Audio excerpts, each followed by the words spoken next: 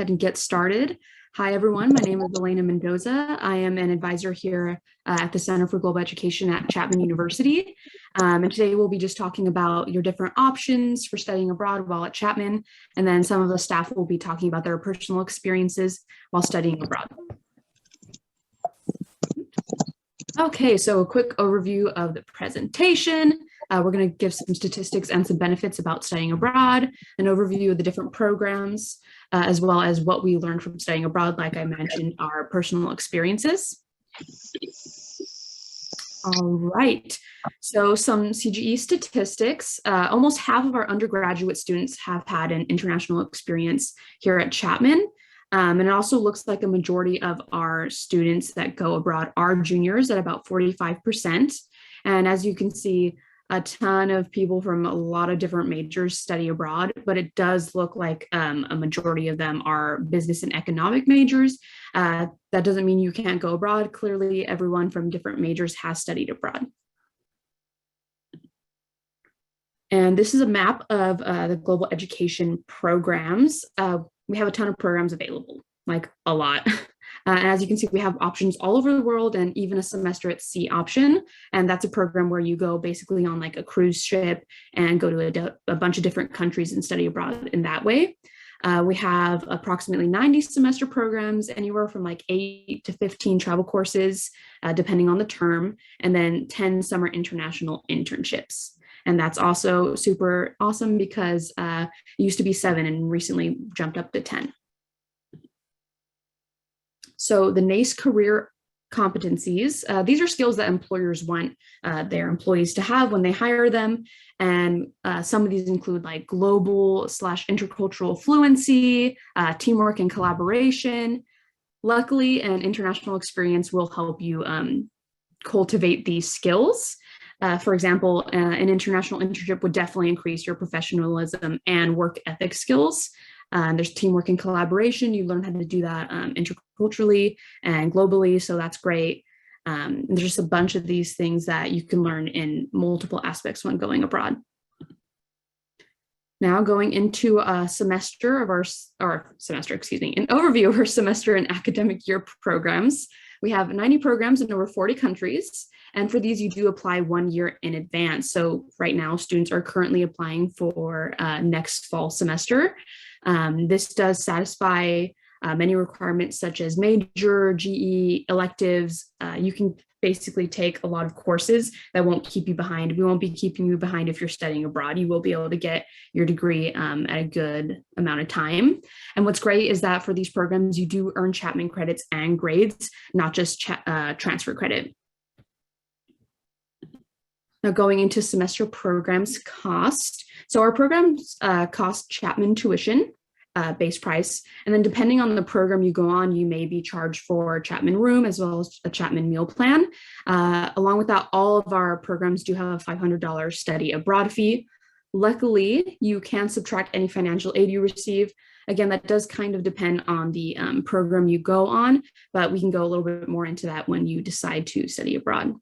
What's great and included in payment through Chapman is Chapman credit, like I mentioned earlier, sometimes housing and meals, depending on the program you go on, orientation, in-country support. We won't just be throwing you out there with no support, pre-departure preparation, and then sometimes on-site activities and excursions, as well as events for when you do come back. So we will be supporting you through multiple times in the process of studying abroad. Now going into our faculty-led travel courses, this is the second type of program that we offer at Chapman. You can take these during interterm or summer, and interterm is our January term. We do have international and domestic locations. I do know currently in the January interterm session that there are students going to New York as well as Hawaii, so those are options. Depending on if they are offered when you come. But then you can also travel with Chapman faculty and students. I personally went on a travel course and it was awesome. I was able to go with my fellow students as well as get along with the Chapman or the faculty while I was there. These are 1 to 4 weeks in length, and you do get 3 to 4 Chapman credits. And luckily, there is no GPA requirement. A lot of students find this very helpful, and all class levels may apply. So you can be anywhere from a first year to even a graduate student. Now going into our third option, our summer international internships. So these are actually customized internships based on your major and career interest. I think that's very important because if you're going to do an internship, you want it to help you in the future. Again, we do have now 10 available locations, and that used to be 7. So we are very happy about that. 2 of these do have a language requirement. One is in Spain and the other is in Italy. Those do have a language requirement. To be eligible, you do need to be a junior or senior standing at the time of the internship, and you do have to have a 3.0 cumulative GPA. These summer internships are 8 weeks long, and you do get 3 Chapman credits for these because there is an academic component. So that's awesome. You get some credits, but you also get that professional development. So going over the cost for travel courses and international internships, you would pay Chapman tuition for these based on the number of credits. So as I mentioned in the previous slide, international internships are 3 credits, and that's what the Chapman tuition would be based off of. And then there is the program cost. So the program cost is basically what you would be paying for like that internship or that travel course and whatever that program entails. Luckily, there is a one-time tuition waiver, so you would subtract the tuition and only be responsible for that program cost. And for those of you that would be going in interterm, if you're a full-time undergraduate student in the previous fall semester and then in the following spring semester, you can get up to 4 credits of tuition costs waived just automatically. And then for those going in the summer, if you're a full-time undergraduate student, you are eligible for a one-time tuition waiver for up to 4 free tuition credits. Again, that's awesome because then you would only be responsible for that program cost. And then keeping our students safe. So safety is always Chapman University's first priority. That's something that we do, want to put number 1 on our list. So because of that, students travel only to countries designated with a travel advisory level of 1 or 2 by the U.S. Department of State. So as you can see on the right, a 1 is exercise normal precautions when traveling, and a 2 is exercise increased caution. However, we will not be letting students go abroad if the level is 3, which is reconsider travel, or 4, do not travel. And then along with that, Chapman does have agreements with all the programs we have abroad. So you will have in-country support and in addition to our support. Along with that, there are emergency and crisis guidelines in place, which is great. So you will always be supported in case an emergency does happen. And now to talk about ourselves. So I mentioned earlier, my name is Elena Mendoza. I am the advisor for Dodge College at Chapman. I did go to the University of Valladolid in Spain when I did travel abroad. I did a travel course, as I mentioned earlier, so I went with faculty as well as my fellow classmates. However, there were some students, sorry, I don't know why my computer just glitched out. There were other students from different universities who also went to the same university. So it was cool to have that intermingling. I got my bachelor's degree in sociology, but when I studied abroad, I actually went to go get my language requirement completed. And right now I am actually pursuing my master's degree in school counseling. And also I am going for my LPCC emphasis. So that way I could potentially do private practice at some point. I ended up choosing Spain because some of my family is from Spain, and for some reason they never taught me Spanish. So I wanted to not only get some school requirements done, but also, learn the language. Along with that, the trip really made me want to travel all the time. It was great. I really enjoyed learning about the culture. And because of that, I have traveled even more. I've been to France, Italy, Japan, and most recently China right before the pandemic hit. So that was a great experience for me. And next, someone else will be speaking, and that would be Josh.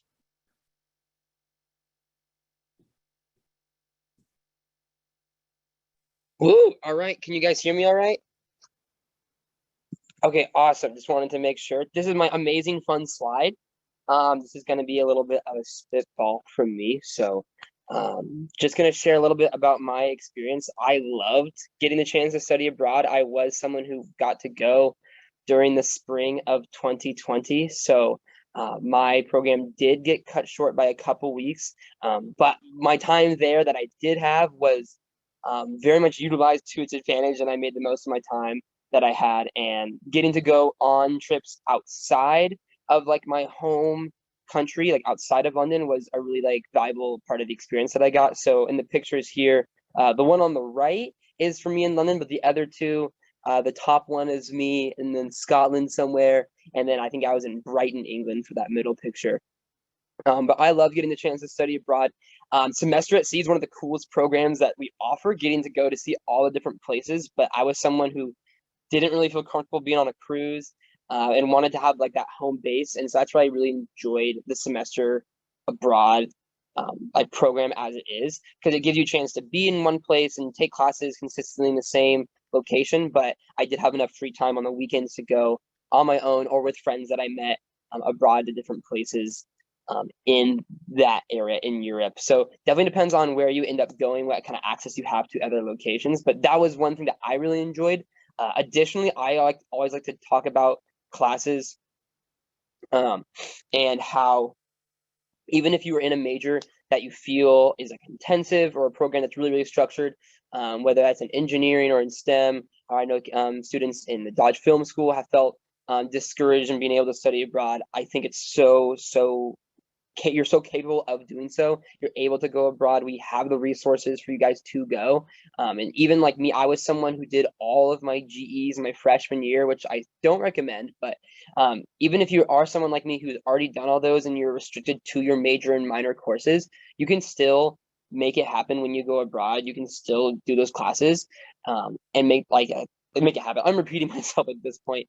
But one thing that was really cool for me was that I actually ended up having a scheduling conflict when I got there, and I had classes. I did everything I was supposed to, but it just ended up being a scheduling error, and I had to choose a new class to take on the spot. And so I ended up getting to take performing arts in London class, which gave me discounted tickets to go see plays and musicals and ballets and even operas in London at some very historic theaters. So I ended up not getting like college credit like transferred for that class, but it was without a doubt like my favorite one when I was there, and I so much enjoyed my time getting to go get like immersed in the culture. So even if you have a scenario like that where you can't take a class or you need a certain class that won't transfer, like have fun, like take a fun class, see what's there to offer. Because chances are if you're at a university studying abroad, they have classes for students like you who are looking to get immersed in that new world, who are new to the city. Such. But that's kind of really my rundown. I had so much fun. I just tell students to study abroad, and if they feel like they shouldn't, then they should change their mind because I love it so much. But yeah, that's a little bit about my experience. Was there anything else you wanted me to touch on?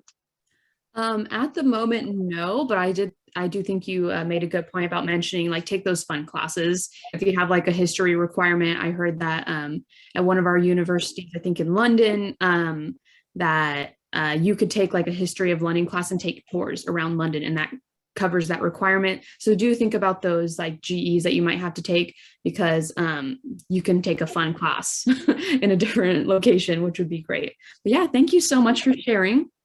Yeah, absolutely. Let's do for questions. Okay. All right. Is Angelique here?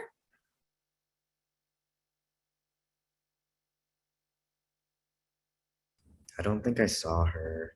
Okay, no worries then. I will skip over. So there you go. Hey guys, I'm Morgan. I'm a senior strategic and corporate communication major, and I have a minor in the creative and cultural industries. I studied abroad same time as Josh, spring 2020, and I studied abroad in Tokyo, Japan. I've always wanted to go to Japan. I'm half Filipino, half white, but I've always been involved and I've grown up with a lot of Japanese Americans, so I wanted to experience Japan firsthand myself. And overall, just the food culture, fashion, design, aesthetic, all of that, I just really admired and wanted to be fully immersed in that culture.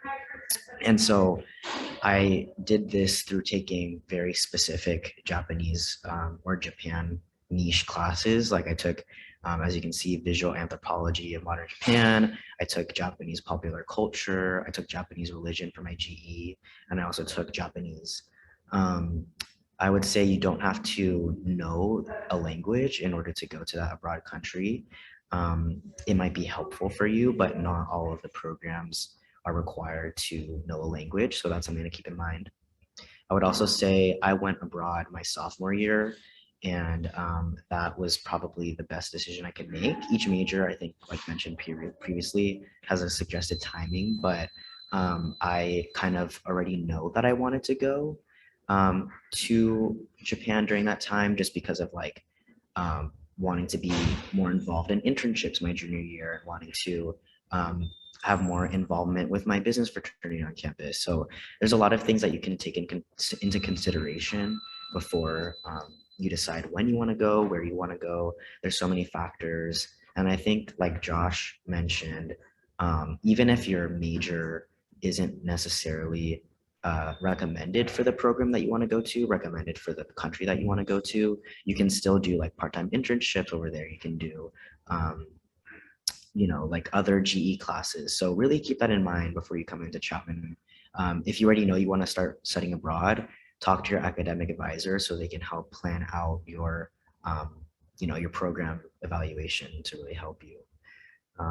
But yeah, definitely take this opportunity because it's amazing. And then also, just to end off my slide, if you are a first generation student, meaning your parents didn't graduate from college, they dropped out of college, or overall they didn't get a United States for your degree, you are considered a first generation student. Congratulations. And that means you can apply for the Chapman first gen grant, which pays for your flight round trip. So definitely, if you know your first gen, take advantage of that. So that's what I'll end it off with. Mic drop. Okay, one last question for you both. Could you just maybe mention your best experience with the studying abroad, and then next your scariest moment, because we do want to be realistic that there's good and bad when studying abroad. Josh, I think you should take it away first.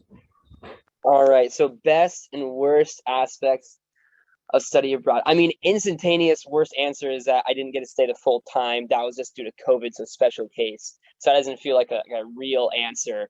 But I'll go ahead and start with my favorite part. Oh man, I think getting to try new foods is like what people say is one of their favorite things they get to do while they're abroad. And I love that aspect of getting to try new foods. As someone who grew up as a picky eater, I had to learn to get over this as I grew up. And this was the perfect opportunity for me to have to get out of that kind of conservative headspace and just really be open to try new things. And not every meal that I had was the best one that I did. And there was some stuff that I tried or I was maybe not again, but that's the only way to find out which ones you end up loving. And I think what does Will Smith say in his motivational speech? Something like the best parts of life are on the other side of fear. So I don't know, he was skydiving or something when he said that. So that's a little fun quote about that kind of sentiment about trying new things. And the food, oh my goodness, no matter where you go, you can try really cool new foods.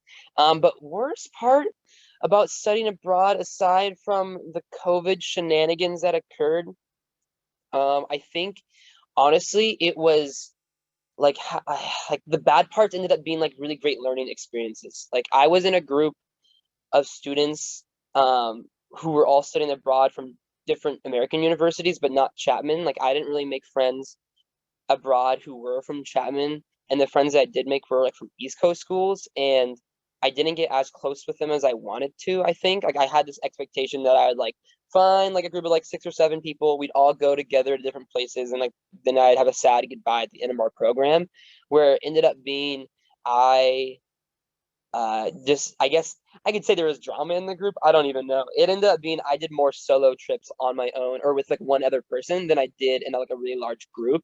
And at first that felt a little intimidating, or I was a little lonely, but I think having that freedom to go down whatever street I wanted to and get lost by myself and not have to deal with a big group ended up being really rewarding. So I really enjoyed that aspect, but it was kind of surprising going into it because I think you might think you're going to make all these friends with either people from that home country or from Chapman who go with you, but it's really like an experience for you to find parts of yourself that you haven't seen before and get to go explore on your own. So it's a downside that I'm turning into an upside, but that's all I got. I'm curious to see what Morgan might say. I think the most positive, fun aspect of studying abroad was definitely just having that freedom, because when you go to, college, obviously you have some level of freedom away, but being abroad, you're fully, completely independent. You are in charge of your own budget. You are in charge of what you spend. You're in charge of what decisions you make truly, especially if there's a time difference. You're not always going to be able to communicate or remain in contact with your family, your friends, which is the best part, I think, honestly. It was really cool to be really reflective of, you know, yourself, and you kind of have like a main character moment when you're abroad, and you're like, oh, like looking at the train, like, oh, I'm studying abroad, um, but yeah, I would say that, and also just like living like a local. It's one thing to vacation somewhere, but it's an entirely different thing to be a local, and that is something to consider. That's why I chose Japan as well, because I knew that I wanted to feel what kind of lifestyle they lived. And that is one of the reasons. I saw a question. Also, a question for me was, fellow Filipino wanting to go to Tokyo, is studying in Asia available to business majors? Has the pandemic affected what locations you can travel to at all? What does lodging look like? So I'll start with lodging. That was honestly the best part as well for Japan. I had my own room. I had my own bathroom with a bidet. If you don't know what that is, look it up. And it was amazing. So I was able to go after school on the train, hit up like Shibuya and get like a coffee and then go back home and like not be stressed out about it with this long itinerary, because I'm like a local there. So that was really cool about it. And yes, honestly, for all the other questions that are in the chat about opportunities for any program, if you visit our website, studyabroad.chapman.edu, you can see and look up any like country, and it'll give you the list of programs that we do offer for that country. And you can just navigate the website to see like what major specific programs are best for you and all that. But when I was there, I did experience it through the pandemic. However, I only had 2 weeks before I came back, so I was able to have a full experience. I was there for 3 whole months because my program started in January and ended in April, but I got sent home like end of March. So it really, really wasn't too, impactful on my experience, COVID. But yeah, that's it. I would say negative, nothing. Honestly, like I think especially as a first gen student, there's a lot of other challenges that I've had to face, and studying abroad was kind of a piece of cake. I'm not gonna lie. And it's not going to be like that for everybody, depending on what program you go to as well. I think also thinking about your identity, that could be something that's really important when you go abroad. Because when I was abroad, I blended in well with other like olive skin, dark haired individuals, but my Caucasian friends who were like redhead or blonde, or even some of my other friends that stood out like a sore thumb, you really might sometimes feel like the minority for the first time. And it really just is dependent on where you go. So that's something to consider. And any other country as well, like identity could be a big factor for you. It wasn't the case for me, but I just noticed that for my other peers that went abroad. Awesome. Thank you for sharing. Personally, for me, the worst part was just that I was afraid. I was afraid to take that step.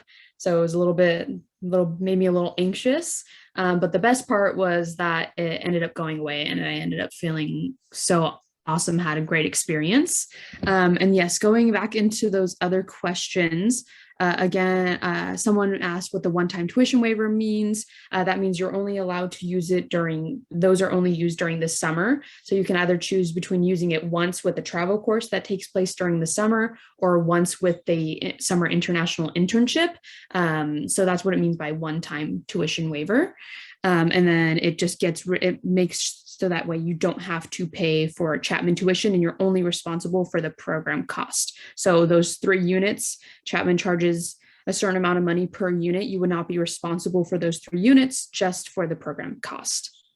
And then all the ones talking about the programs that are offered, again, like Morgan said, you can go on our website and they have a whole list of options based on your major, as well as minor options as well.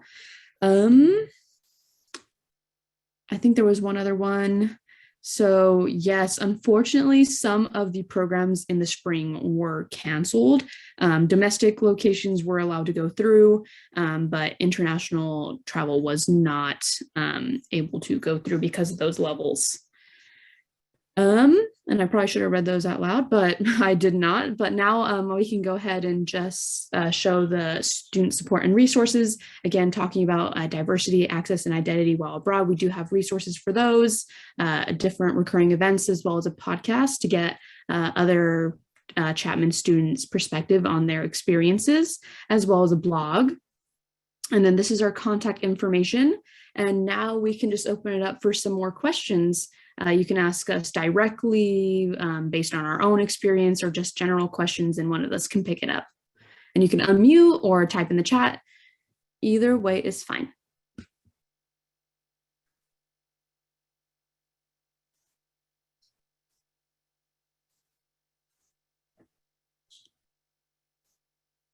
So this question says, how long is a semester at sea program? That one is a semester long. So, I mean, I was like, I think it does depend also on when you embark, because there are different embarking dates and then when you disembark. And something to keep in mind for that program is that sometimes you may embark. I think this upcoming fall semester, you embark in Italy. So you would have to get a one-way ticket there and then get a ticket back home for wherever they disembark. Sorry, a bunch are coming in. So I can actually go, I'm going to stop sharing really fast. All right, there you go. All right, I'm going to go to the Center for Global Education's website so I can just show you kind of what it looks like. And yes, we do have year-long study abroad options, and you can actually even do those in 2 locations if you keep up with the application requirements. So let's say for the fall you want to go to Japan, you can do that, and then in the spring you can go to London, wherever you want to go, or you can do a full year. It just depends on your academic requirements. So if you already know you want to study abroad, definitely talk to your academic advisor when you come.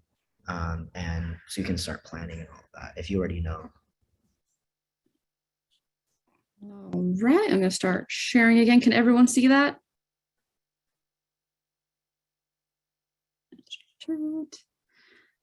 Yeah. Okay, perfect. Thank you so much. So if you go onto this website, you can get a lot of questions answered. So say you are going into Dodge College, you can press for search for semester programs. When you scroll over it, it gives the drop-down menu, and you could press on whatever college you would be a part of. For Dodge College, you go right here and it just lists all the different study abroad opportunities based on major and as well as minor right here. And then you would just press on whatever major you would have. So if you're a film studies major, you would press on this link and it would take you to this full list of the different semester programs available to you. So it kind of does all the work for you. It lists it out for you, which is awesome because, again, I mentioned earlier, we have approximately 90 different programs. So that's a lot to look through. So these programs are recommended for your majors, primarily because they have a majority of the classes available to you. So that way you can fulfill a lot of major and minor requirements. So some stuff you can press on city and it will alphabetize it, and same with country as well. If you press on country, it will do it based on country. And then also for our short-term programs, you can press on search for short-term programs there. And this is what it would look like right now. We currently only have international internships listed because the travel course applications deadline did already pass. Also, just to give you a general idea of what our programs look like, you could press on any program and it takes you to the program brochure, and it'll typically have an overview tab, an academics tab to talk about what the academics look like, what courses you should take if you're taking a semester program, the program cost, as well as the application process. So this is generally what it looks like. It gives you information about recommended for what majors. And we can just go back to the home, and that's kind of what it looks like. Now, after that general question, there are quite a few other questions. Hi, I'm wondering when you should apply for a program. It does depend on the program you go on. So for like a semester program, go ahead. Yeah, I might be able to answer this one. So yeah, for semester abroad programs specifically, you basically need to apply a year in advance. So if you want to be going abroad in the fall of 2022, then you start this semester, fall of 2021, to apply for that program. So in the study abroad umbrella and semester abroad, you do apply 2 semesters in advance, because the first semester, for example, this semester, you attend a global first step session, we open up an application, and you choose a foreign university that you want to apply to. And then that second semester of prep, you end up doing a small little course called Global Studies 101, and you also kind of configure the classes that you want to take at that foreign university. And through our office here, we do that kind of work. So you do 2 semesters of preliminary setup for semester abroad programs. For travel courses, you only have to apply the semester prior. So if it was a interterm or spring break course in the spring, you could apply it this fall. And then for international internships, finally, you would apply in the fall before the summer. So that's technically as well 2 semesters beforehand. Yeah, currently for the summer international internships next summer, students are currently applying right now. So it is kind of like we do a lot of stuff in advance. And then going into some other questions, someone said, what country is most popular? I would say, I'm not really sure. It does depend on your major and minor and what requirements you want to fulfill. I have seen a lot of students very interested in Temple University, Japan. So I think that one's pretty popular from my experience. Do you have any other examples, Josh or Morgan? Yeah, well, to study abroad on a semester abroad program, one of the first requirements you have to do is attend that global first step sessions. And Morgan, Angelique, and I, we all lead some of those sessions. So if you end up doing one of those, you'll take it with us. And in that presentation, they have a slide that shows kind of the breakdown of how many programs we have and like what locations are the most popular. And from my memory, understanding, the majority of programs are in Western Europe. I think it's like out of the 90 or so plus programs, I think 50 or 60 or so are in Western Europe, but they are all across the globe, excluding Antarctica. Still waiting for the Antarctica program. But you are right, a few are in Japan as well as Eastern Europe, I think a couple in Africa and Australia. So they are all around, but, so there are some clusters. All right. And it looks like I just noticed, Morgan, you've been answering some of these questions. Sorry if I've been repeating. No, if I was just trying to answer the questions, but I did want to address a question about the credits. So when you go abroad, you are basically taking classes just somewhere else. So if your classes that you take abroad are courses that you've been able to get approved as classes for your major or minor requirement or whatever, you're basically going to get those credits to graduate in 4 years. Also, something to keep in mind is that Chapman has a global studies GE requirement, which is 6 credits. And by you just going abroad, that gets completely waived. So in reality, you going abroad is basically like a class, and you're getting 2 classes out of the way just by being abroad. I would highly recommend taking, if you have to be a full-time student for aid, I would highly recommend taking the minimum of 4 classes, because being abroad is a class in itself, and you want to be fully immersed in your experience there. Because at the end of the day, like, you're getting those credits to graduate with the classes, as well as just by you being there, that's 6 credits that you don't have to worry about. But if you decide not to do a semester, you can still get those global studies GE credits through a travel course. However, it's not going to completely fulfill that requirement. And then if you don't go abroad, then you would have to take global studies classes here at Chapman. So it's your choice. Do you want to do the global studies GE abroad, or do you want to do it in the US? So that's something to keep in mind. Good point. Good point. All right, hold on. Let me get back to the chat. Does studying abroad affect students with on-campus jobs? I'm not too sure about this one. I've never worked with a student who had an on-campus job, but maybe someone else might have a better example. Yeah. So what's really cool about studying abroad, like I said, is that you can completely apply your financial aid, but work study is not applicable. So if you do have a work study job, you would not be able to get that aid when you're abroad. So that's something to keep in mind. Right. I didn't get my on-campus job until after my abroad experience, so I'm not too sure. I did have a friend though that was able to have his on-campus job, go abroad, and then they gave it to him right back. It's just going to probably vary on the department that your on-campus job is at. So if you already know that you're going to want to go abroad, and you do get an on-campus job, just communicate with them, and they'll be really flexible with you. Perfect. Thank you for taking that one. All right. Were there any other questions about our experiences, or just general questions?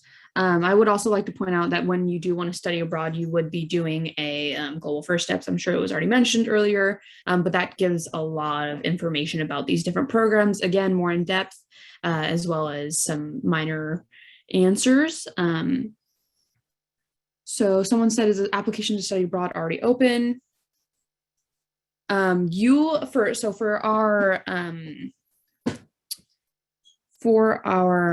I'm having a forgetful moment. For our semester programs, I believe you would have to be a sophomore, junior, or senior in order to go, because you'd have to apply 2 semesters in advance. So it is open, but it's open to our current students. So I do know that this is a Discover Chapman Day. So some students may not actually be at Chapman currently. However, if you're a transfer student, when you get onto campus, you could open up an application for, depending on what application period is currently open. Did going abroad affect your residence options when returning? Personally, for me, it did not. I lived at home, so that's why it really didn't affect me, but I'm not sure about if anyone has lived on campus and had that experience. Yeah, so for me, I went abroad during the spring, and I was in Chapman housing for the semester prior. So I just had to communicate with residence life that I was going to be basically not living on campus anymore. So just communicating, depending on where you're living, what you're planning to do. I think it's a little bit easier to go abroad and be a part of the Chapman residence life, so that like your like landlords or everything, if you have an off-campus apartment, it's gonna get kind of like with the logistics. I know people do it, but you have to like find somebody like sublease the place while you're gone, all of that stuff. So that is something to keep in mind. But as for coming back, I'm an RA, so I already just have my housing and everything like that. So I don't know, Josh, if you have something different. Woo. Yeah, I can share. For me, I was someone who studied right abroad in the spring, just like Morgan. So I had an on-campus spot in the K, and then I just left and they found someone to fill my like bed basically in the room for the spring. And it really wasn't up to the roommates, since it was an on-campus facility. I just get reported that I was moving out, and it was kind of listed as an available spot for either a spring admit or a transfer student. So it does kind of help our students like who do study abroad kind of help contribute to those spots that are open for transfer students and spring admins. I think if you're on campus and you really don't have too much to worry about, especially if you're going abroad in the spring. If you're going abroad in the fall and you're coming back for the spring, it's definitely worth perhaps reaching out to Resident Life, just to let them know and to like double check with them on what it will look like for you when you return in the spring.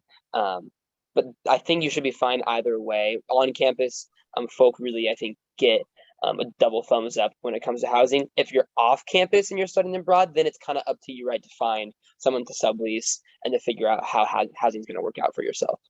Mm-hmm.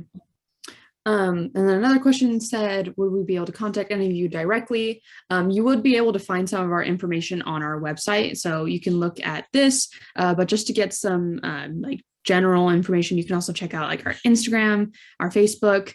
We do also have a phone number. And then on the Study Abroad website, there is a location where you can ask for more information on specific programs. And then someone else asked, so basically it says, so all study abroad programs are only available to current sophomores, juniors, and seniors in college.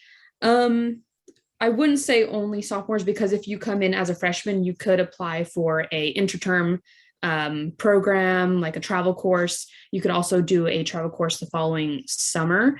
So travel courses, it was earlier on the slide, but you can be any class standing. So you could be a freshman to even a graduate student like me. So that's what's great. And faculty advisors end up determining who is eligible. So there's a lot less, GPA and stuff like that. Yeah, I think it's really good to clarify that freshmen still can study abroad. It's that semester programs specifically are unavailable to freshmen, because the earliest you can go is that sophomore year fall term, because you have to start applying your freshman year. You have to do that full year of preparation for specifically semester programs. But you're right, travel courses, international internships are up for grabs regardless of your academic standing. Yes, okay. So I'm not sure if I missed any questions. I apologize for that. But if you really want one, you can send it, and I'll try and make sure I read it. Sometimes they all come in at once and I'm like, wait, which one's which? But just some general notes. I mean, my experience, again, I was kind of nervous to go out of my comfort zone and study abroad.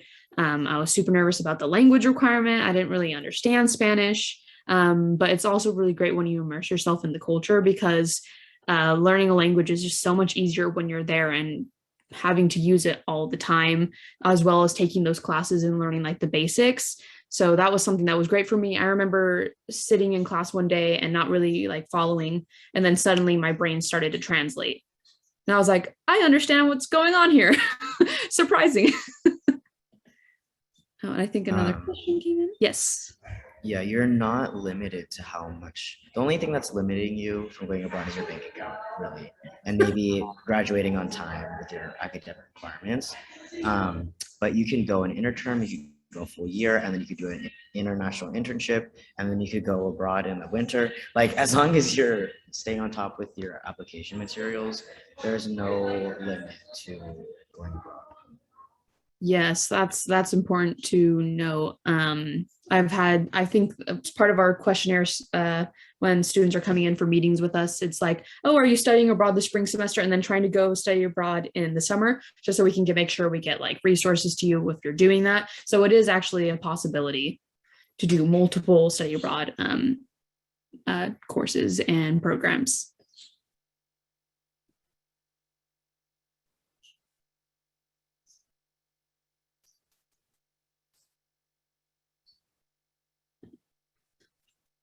And I know we're getting close to the end. And that's what someone just mentioned, they have to leave. So if you do have to leave, feel free to do so, and we can stay for the extra 10 minutes just to answer any further questions. And thank you all for listening to me tonight and my fellow coworkers. Thank you. You were so helpful today. I'm really excited to learn more about study abroad. So thank you. You're welcome. Thanks for listening. All right, someone asked a question. When you are applying for study abroad, does your academic advisor help you? Or is there someone in the study abroad office who becomes your point of contact and helps you through the process of applying? So there is someone in the office who will be helping you. Like, for example, I'm the advisor for Dodge College. We also have peer advisors in the front office who can answer any general questions that you do have. But you could also talk to your academic advisor just to get that, like your program evaluation all settled, and then we work with you in that other aspect. So you'll get a lot of help from different people on campus. Perfect. A lot of thank yous. I'm trying to scroll through. You're all welcome. I have to go to class, but I appreciated this session, and good luck to all of you guys. Have a great time in class. Bye. Thanks. Bye. All right. Looks like a lot of people are heading out. No worries. I have a question. Yes. So yes. will you be able to discuss with your advisor beforehand if there will be just Chapman students or students from other programs, other schools, sorry, in the program? I do know that you can check on, say, for example, like the actual program. I'm sorry, I don't know why it's not working. I'm just not letting me press on it. There you go. So if you go like on, again, one of these program brochures, on the overview tab at the bottom, it does let you know what kind of program structure it is. So if this particular program is a center based for US students, so you could be going there with Chapman students and other United States students. I know for me, I went to the university in Spain, but it was a center for US students, and I was with students from Colorado as well as my university. Other ones are more immersive and you kind of get that exchange feel. And that's why, since there's so many programs offered to you, we do recommend looking at all of them and what's listed on them, because they may differ on the overview tab. Like this one's a hybrid of integrated and center-based programs. So you get that center-based program with other US students, but also be integrated with students at this particular university and location. Awesome. Thank you. You're welcome. Any other questions?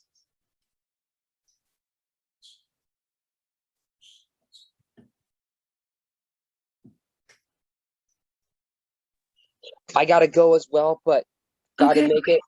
Thank you so much. Good times. Thanks for sharing. Bye. Have a great time. Bye-bye.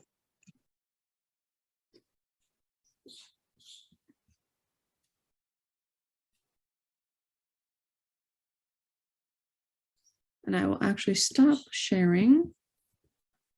Am I already not sharing? No, I'm there you go. I was like, wait, I'm confused. Okay. So it doesn't look like I have any more questions in the chat. Oh, okay, here's one. About how many faculty members go on the faculty-led course. It does depend on what faculty leader you're going with. Sometimes it will only be one. I do know a program that takes more students, and they do, I believe, have 2 faculty members, professors who go and lead the travel course. It just depends, again, like how many students they're willing to take. And that's something to keep in mind is semester programs, a majority of them you are able to go on and not really have like a cap of how many students can go unless you're going on an exchange program. But like for our travel courses, they do have a capacity of how many students can go. So it's always important to keep up to date on what programs are being offered and deadlines and stuff like that. And because faculty leaders do ultimately decide who goes, you have to initially speak to them and make sure you get faculty approval. That's actually a part of the application process. They do need to approve you to go on these programs.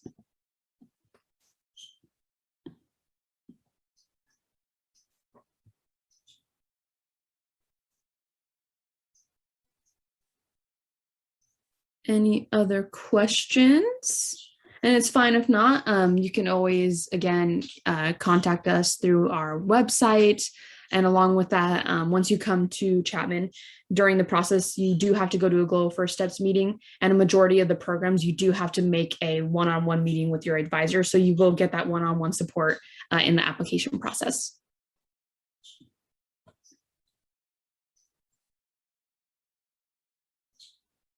Will there be enough time beyond the class curriculum to travel around?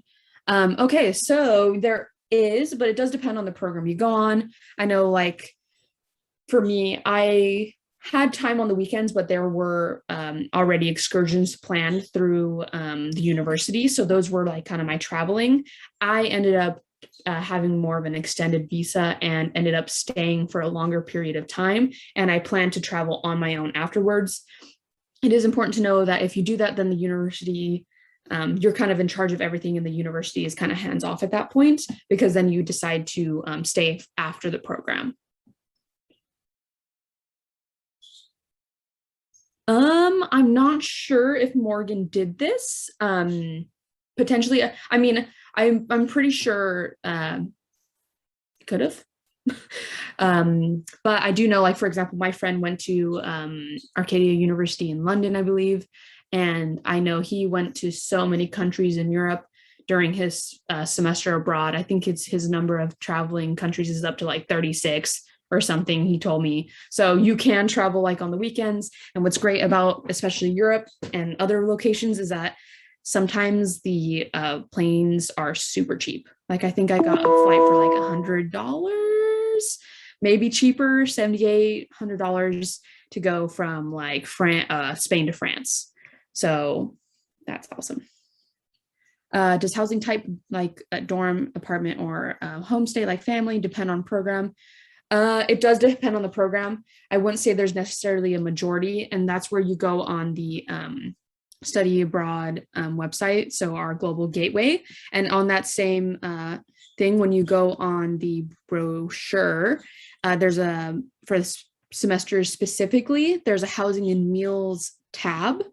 And when you press on it, it gives you a list of if there's a student residence hall, homestays, if there's apartments, when they're offered. I'm looking at one and it says apartments are only offered in the fall. So that's why we have all this information on there. So that way you can decide when's the best time to go abroad and how it fits with your schedule, as well as, you know, sorry, I just completely lost my train of thought. But yes, housing does differ based on program, and there is no majority, I would say.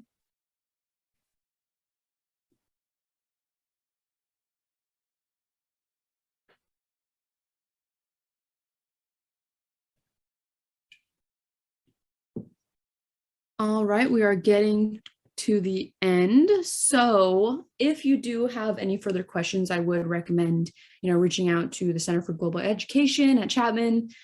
We do have a generalized email that can be found on the Global Gateway, and you can ask for some information there. And then, of course, when you come into Chapman, that's when you can come to our office. You can set up meetings with us and look on our website. So there's a lot of ways to contact us. And you are all very welcome. Thank you all for listening to me, and I hope you all have a great night. And, thanks for being here, so late in the night. Thank you. Thank you very much. Welcome.